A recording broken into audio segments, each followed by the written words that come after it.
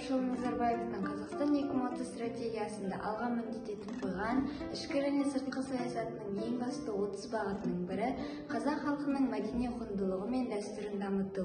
Осы бағытты ескере отырып, көнере бастаған қолөнерді қазіргі таңда қолданып, өз кәдемізге жаратудың маңызы зор. Қазақ халқының қолөнері сонау ықылым заманымен бірге өсіп өніп келе жатқан асыл қазына. Мен жас өлкетанушы номинациясында қарапайым ауыл тұрғыны Күміс апамен сұхбат жүргіздім. Күміс Қоспай Әбдіқызы 1956 жылы дүниеге келген. Маңғыстау ауданы Шетпе кентінің тұрғыны. Екі анасы жастайынан шеберлікке баулыды. Зерек өскен Күміс апа барлық қолөнерді бойына сіңірттіре білді. Өрмек тоқу, ши орау, ою, киіз басу, шашақ жасау, тағы да басқаларының қыр-сырларын толықтай меңгеріп алды.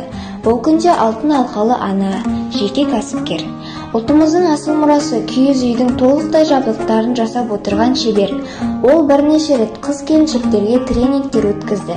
Аудандық облыстық фестивальдерге қатысты. Өзінің бойындағы шеберлікті кейінгі жастар үйренсе екен дейді.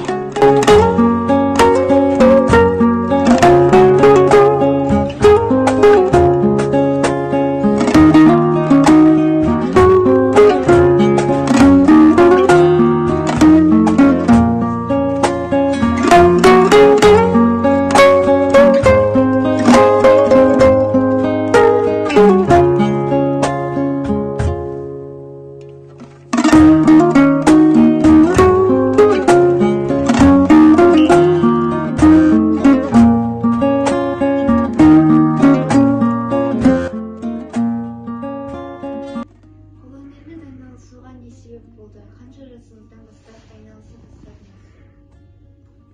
Бала кезімнен бастап шешем осы өнерлерді үйрете бастады. Өрмек тоқу, ең басында кереге таңғыш тоқу, одан кейін ши орау, өрмек тоқу күрделендіріп үйреткен. Кейінде өзім осыны ары қарай қалыптастырып, киіз басуды, киіз үйдің жабдықтарын жасауды ілгерілетіп өзім алып кеттім. Ұлттық қолөнер бұйымдарын жасауда не себепті киіз үй бұйымдарына көп көңіл бөлдіңіз? Киіз үйлер кейін кезде ұмытыла бастаған дүниелер болды. Көптеген үйлердің жабдықтарына киіздері жоқ болғандықтан сұраныс көбейді менде. Сондықтан киіз үйдің жабдығын жасап беруге қолымнан келетін нәрсе ғой деп, осы істермен айналысып бастадым. Күні бүгінге шейін сол киіздерін тігіп, киіздің басы, үзігін, түндігін, іргеліктерін, туырлықтарын жасап дайындап беріп жатырмын өзім, сұраныс берген кісілеріме.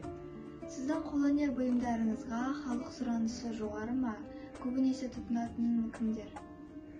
Енді көбіне ауылдық жер ғой, киіз үйді ұстап тұтатын.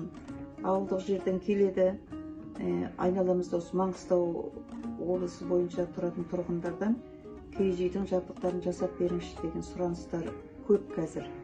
Мына қаланың өзінен де қазір Ақтау қаласынан да, Ақшұқырдан, Сайын ауылынан, Сенек деген жерлерден, Шайыр ауылдарынан сұраныстар қазір көп. Ал кейбір кездерде барлық адам жағдайлары келе бермейді, кейбір адамдар өзінің жай жағдайларын, төмендіктерін айтып, көмекті сұрайды. Сол кезде қайырымдылық ретінде де солардың сұранысына қарай жасап берген кездерім болды.